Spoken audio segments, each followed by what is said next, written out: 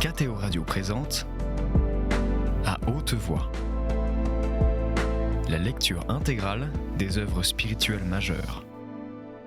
Aujourd'hui, traité de la vraie dévotion à la Sainte Vierge de Louis-Marie Grignon de Montfort.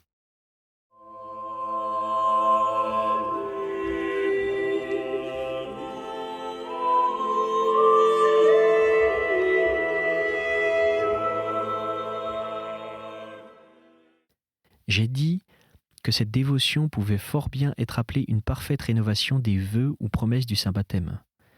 Car tout chrétien, avant son baptême, était l'esclave du démon, parce qu'il lui appartenait. Il a dans son baptême, par sa bouche propre, ou par celle de son parrain et de sa marraine, renoncé solennellement à Satan, à ses pompes et à ses œuvres, et a pris Jésus-Christ pour son maître et souverain Seigneur, pour dépendre de lui en qualité d'esclave, d'amour. C'est ce qu'on fait par cette présente dévotion. On renonce, comme il est marqué dans la formule de la consécration, au démon, au monde, au péché et à soi-même. Et on se donne tout entier à Jésus-Christ par les mains de Marie. Et même on fait quelque chose de plus, car dans le baptême, on parle ordinairement par la bouche d'autrui, savoir par le parrain et la marraine, et on ne se donne à Jésus-Christ que par procureur. Mais dans cette dévotion, c'est par soi-même, c'est volontairement, c'est avec connaissance de cause. Dans le saint baptême, on ne se donne pas à Jésus-Christ par les mains de Marie, du moins d'une manière expresse, et on ne donne pas à Jésus-Christ la valeur de ses bonnes actions.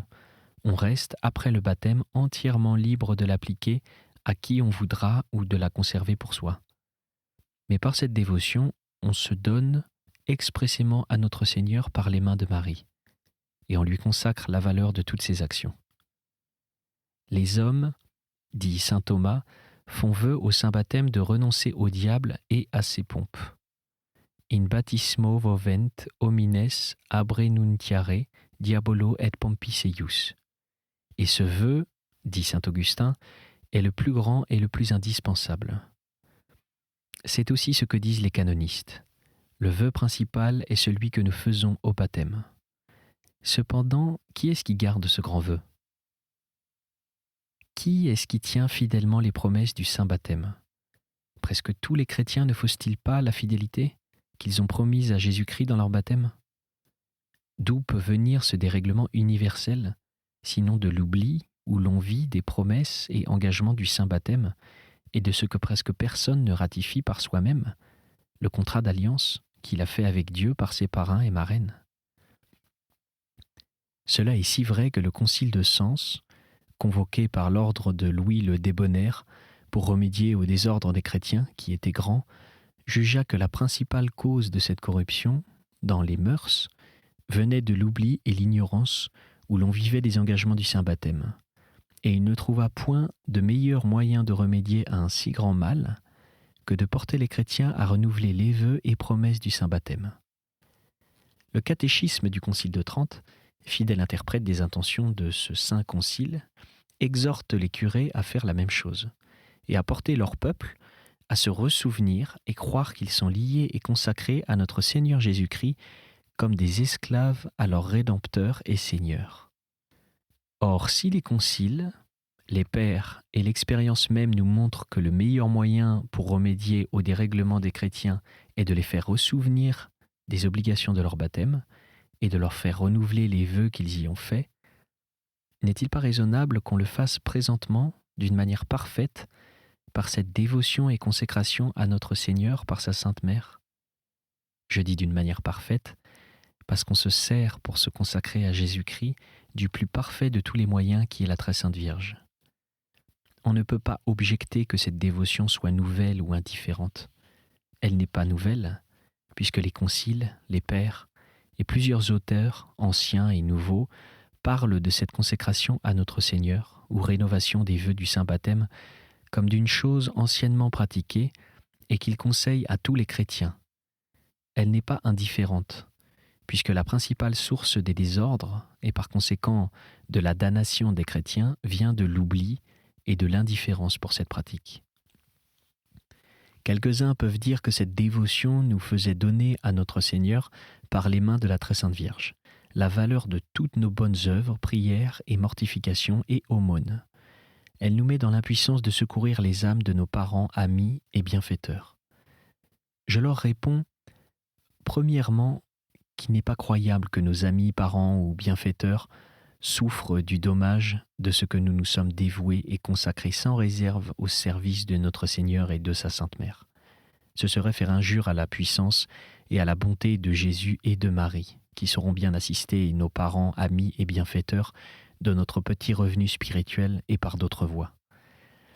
Secondement, cette pratique n'empêche point qu'on ne prie pour les autres, soit morts, soit vivants, quoique l'application de nos bonnes œuvres dépende de la volonté de la Très Sainte Vierge. C'est au contraire ce qui nous portera à prier avec plus de confiance. Tout ainsi qu'une personne riche qui aurait donné tout son bien à un grand prince afin de l'honorer davantage, prierait avec plus de confiance ce prince de faire l'aumône à quelqu'un de ses amis qui la lui demanderait. Ce serait même faire plaisir à ce prince que de lui donner l'occasion de témoigner sa reconnaissance envers une personne qui s'est dépouillée pour le revêtir, qui s'est appauvrie pour l'honorer. Il faut dire la même chose de notre Seigneur et de la Sainte Vierge. Ils ne se laisseront jamais vaincre en reconnaissance. Quelqu'un dira peut-être, si je donne à la Très Sainte Vierge toute la valeur de mes actions pour l'appliquer à qui elle voudra, il faudra peut-être que je souffre longtemps au purgatoire. Cette objection qui vient de l'amour-propre et de l'ignorance de la libéralité de Dieu et de sa Sainte Mère se détruit d'elle-même. Une âme fervente et généreuse, qui prise plus les intérêts de Dieu que les siens, qui donne à Dieu tout ce qu'elle a, sans réserve, en sorte qu'elle ne peut pas plus, non plus ultra, qui ne respire que la gloire et le règne de Jésus-Christ par sa Sainte Mère, et qui se sacrifie tout entière pour la gagner, cette âme généreuse, dis-je, et libérale, sera-t-elle plus punie en l'autre monde pour avoir été plus libérale et plus désintéressée que les autres ? Tant s'en faut. C'est à cette âme, comme nous verrons dans la suite, que notre Seigneur et sa Sainte Mère sont très libéraux, dans ce monde et dans l'autre, dans l'ordre de la nature, de la grâce et de la gloire. Il faut maintenant que nous voyions le plus brièvement que nous pourrons les motifs qui nous doivent rendre cette dévotion recommandable, les effets merveilleux qu'elle produit dans les âmes fidèles et les pratiques de cette dévotion.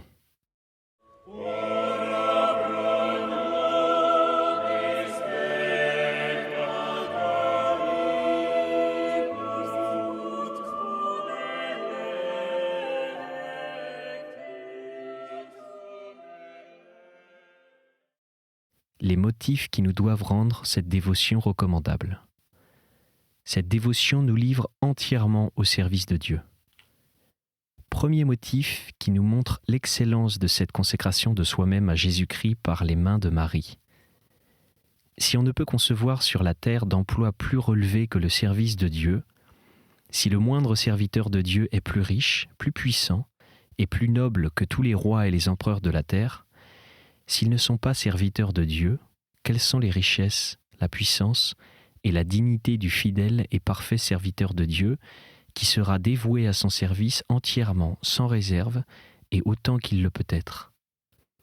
Tel est un fidèle et amoureux esclave de Jésus en Marie, qui s'est donné tout entier au service de ce roi des rois, par les mains de sa Sainte Mère, et qui n'a rien réservé pour soi-même. Tout l'or de la terre et les beautés des cieux ne peuvent pas le payer. Les autres congrégations, associations et confréries érigées en l'honneur de notre Seigneur et de sa Sainte Mère, qui font de si grands biens dans le christianisme, ne font pas donner tout sans réserve. Elles ne prescrivent à leurs associés que de certaines pratiques et actions pour satisfaire leurs obligations. Elles les laissent libres pour toutes les autres actions et les autres temps de leur vie. Mais cette dévotion ici fait donner sans réserve à Jésus et à Marie toutes ses pensées, paroles, actions et souffrances, et tout le temps de sa vie, en sorte que, soit qu'il veille ou qu'il dorme, soit qu'il boive ou qu'il mange, soit qu'il fasse les actions les plus grandes, soit qu'il fasse les plus petites, il est toujours vrai de dire que ce qu'il fait, quoiqu'il n'y pense pas, est à Jésus et à Marie en vertu de son offrande, à moins qu'il ne l'ait expressément rétractée. Quelle consolation! De plus, comme j'ai déjà dit, il n'y a aucune autre pratique que celle-ci par laquelle on se défasse facilement d'une certaine propriété qui se glisse imperceptiblement dans les meilleures actions. Et notre bon Jésus donne cette grande grâce en récompense de l'action héroïque et désintéressée qu'on a faite, en lui faisant par les mains de sa Sainte Mère une cession de toute la valeur de ses bonnes œuvres. S'il donne un centuple, même en ce monde, à ceux qui pour son amour quittent les biens extérieurs, temporels et périssables, quel sera le centuple qu'il donnera à celui qui lui sacrifiera même ses biens intérieurs et spirituels ? Jésus, notre grand ami, s'est donné à nous sans réserve corps et âme, vertu, grâce et mérite. C'est toto totum me comparavit, dit saint Bernard. Il m'a gagné tout entier en se donnant tout entier à moi. N'est-il pas de la justice et de la reconnaissance que nous lui donnions tout ce que nous pouvons lui donner ? Il a été libéral envers nous le premier. Soyons-le les seconds. Et nous l'éprouverons pendant notre vie, à notre mort et dans toute l'éternité encore plus libéral. Cette dévotion nous fait imiter l'exemple donné par Jésus-Christ et par Dieu lui-même et pratiquer l'humilité. Second motif qui nous montre qu'il est juste en soi-même et avantageux aux chrétiens de se consacrer tout entier à la très sainte Vierge par cette pratique afin de l'être plus parfaitement à Jésus-Christ. Ce bon maître n'a pas daigné de se renfermer dans le sein de la Sainte Vierge comme un captif et un esclave amoureux, et de lui être soumis et obéissant pendant 30 années. C'est ici, je le répète, que l'esprit humain se perd, lorsqu'il fait une sérieuse réflexion à cette conduite de la sagesse incarnée qui n'a pas voulu, quoi qu'elle le pût faire, se donner directement aux hommes, mais par la très sainte Vierge, qui n'a pas voulu venir au monde à l'âge d'un homme parfait, indépendant d'autrui, mais comme un pauvre et petit enfant, dépendant des soins et de l'entretien de sa Sainte Mère. Cette sagesse infinie, qui avait un désir immense de glorifier Dieu son Père et de sauver les hommes, n'a point trouvé de moyen plus parfait et plus court pour le faire que de se soumettre en toutes choses à la très sainte Vierge. Non seulement pendant les 8, 10 ou 15 années premières de sa vie, comme les autres enfants, mais pendant 30 ans. Et elle a plus donné de gloire à Dieu son Père pendant tout ce temps de soumission et de dépendance de la très sainte Vierge qu'elle ne lui en eût donné en employant ses 30 ans à faire des prodiges, à prêcher par toute la terre, à convertir tous les hommes, si autrement elle l'aurait fait. Qu'on glorifie hautement Dieu en se soumettant à Marie à l'exemple de Jésus. Ayant devant nos yeux un exemple si visible et si connu de tout le monde, sommes-nous assez insensés pour croire trouver un moyen plus parfait et plus court pour glorifier Dieu que celui de se soumettre à Marie à l'exemple de son Fils ? Qu'on se rappelle ici pour preuve de la dépendance que nous devons avoir de la très sainte Vierge ce que j'ai dit ci-dessus, en rapportant les exemples que nous donne le Père, le Fils et le Saint-Esprit dans la dépendance que nous devons avoir de la très sainte Vierge. Le Père n'a donné et ne donne son Fils que par elle, ne se fait des enfants que par elle, et ne communique ses grâces que par elle.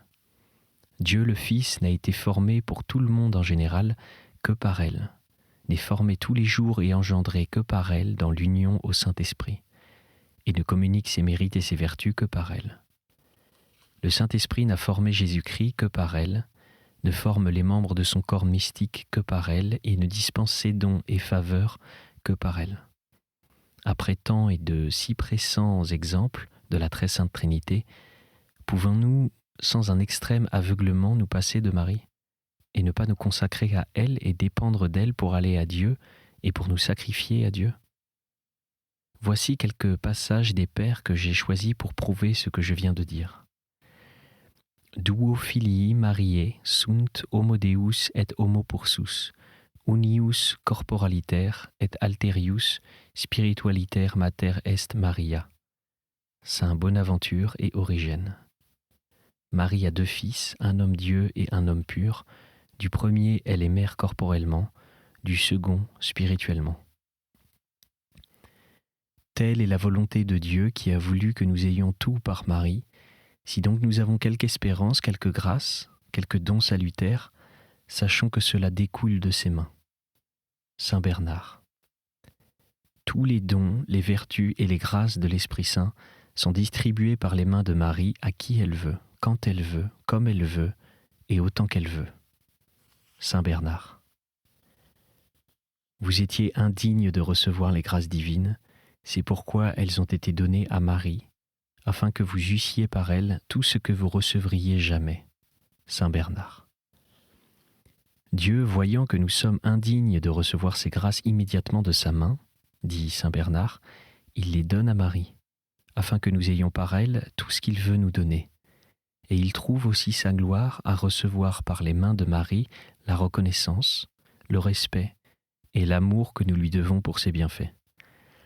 Il est donc très juste que nous imitions cette conduite de Dieu, afin, dit le même Saint Bernard, que la grâce retourne à son auteur par le même canal qu'elle est venue. C'est ce qu'on fait par notre dévotion. On offre et consacre tout ce qu'on est et tout ce qu'on possède à la Sainte Vierge, afin que notre Seigneur reçoive par son entremise la gloire et la reconnaissance qu'on lui doit. On se reconnaît indigne et incapable d'approcher de sa majesté infinie par soi-même. C'est pourquoi on se sert de l'intercession de la très Sainte Vierge. De plus, c'est ici une pratique d'une grande humilité que Dieu aime par-dessus les autres vertus. Une âme qui s'élève abaisse Dieu. Une âme qui s'humilie élève Dieu. Dieu résiste aux superbes et donne sa grâce aux humbles. Si vous vous abaissez, vous croyant indigne de paraître devant lui et de vous approcher de lui, il descend, il s'abaisse pour venir à vous, pour se plaire en vous et pour vous élever malgré vous. Mais tout le contraire. Quand on s'approche hardiment de Dieu, sans médiateur, Dieu s'enfuit. On ne peut l'atteindre. Qui aime l'humilité du cœur?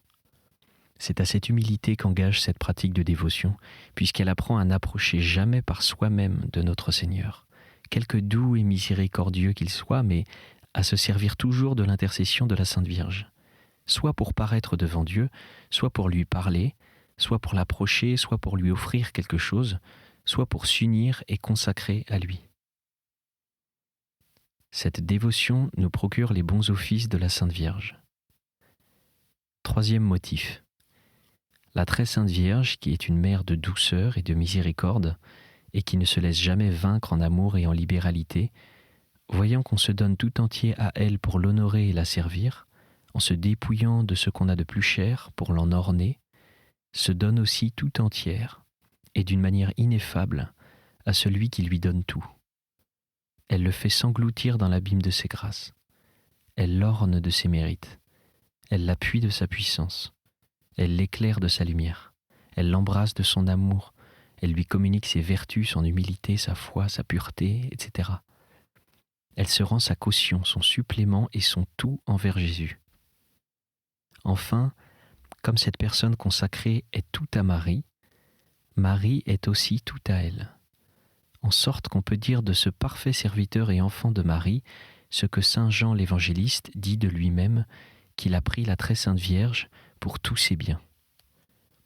C'est ce qui produit dans son âme, s'il est fidèle, une grande défiance, mépris et haine de soi-même, et une grande confiance et un grand abandon à la Sainte Vierge, sa bonne maîtresse. Il ne met plus comme auparavant son appui en ses dispositions, intentions, mérites, vertus et bonnes œuvres, parce qu'en ayant fait un entier sacrifice à Jésus-Christ par cette bonne mère, il n'a plus qu'un trésor où sont tous ses biens et qui n'est plus chez lui, et ce trésor est Marie. C'est ce qu'il fait approcher de notre Seigneur sans crainte servile ni scrupuleuse et le prier avec beaucoup de confiance. C'est ce qui le fait entrer dans les sentiments du dévot et savant abbé Rupert, qui, faisant allusion à la victoire que Jacob remporta sur un ange, dit à la très sainte Vierge ces belles paroles. « Ô Marie, ma princesse et mère immaculée d'un Dieu homme, Jésus-Christ, je désire lutter avec cet homme, savoir le Verbe divin, armé non pas de mes propres mérites, mais des vôtres. » Oh, qu'on est puissant et fort auprès de Jésus-Christ quand on est armé de mérites et de l'intercession d'une digne mère de Dieu qui, comme dit saint Augustin, a amoureusement vaincu le Tout-Puissant. Comme par cette pratique, on donne à notre Seigneur par les mains de sa Sainte Mère toutes ses bonnes œuvres, cette bonne maîtresse les purifie, les embellit et les fait accepter de son Fils. Premièrement, elle les purifie de toute la souillure de l'amour-propre et de l'attache imperceptible à la créature qui se glisse insensiblement dans les meilleures actions. Dès lors qu'elles sont entre ses mains très pures et fécondes, ces mêmes mains qui n'ont jamais été stériles ni oiseuses et qui purifient ce qu'elles touchent, ôtent du présent qu'on lui fait tout ce qui peut y avoir de gâté ou imparfait. Deuxièmement, elle les embellit en les ornant de ses mérites et vertus. C'est comme si un paysan, voulant gagner l'amitié et la bienveillance du roi, allait à la reine et lui présentait une pomme, qui est tout son revenu, afin qu'elle la présentât au roi. La reine, ayant accepté le pauvre petit présent du paysan, mettrait cette pomme au milieu d'un grand et beau plat d'or, et la présenterait ainsi au roi de la part du paysan. Pour lors, la pomme, quoique indigne en elle-même d'être présentée à un roi, deviendrait un présent digne de sa majesté, eu égard au plat d'or où elle est et à la personne qui la présente.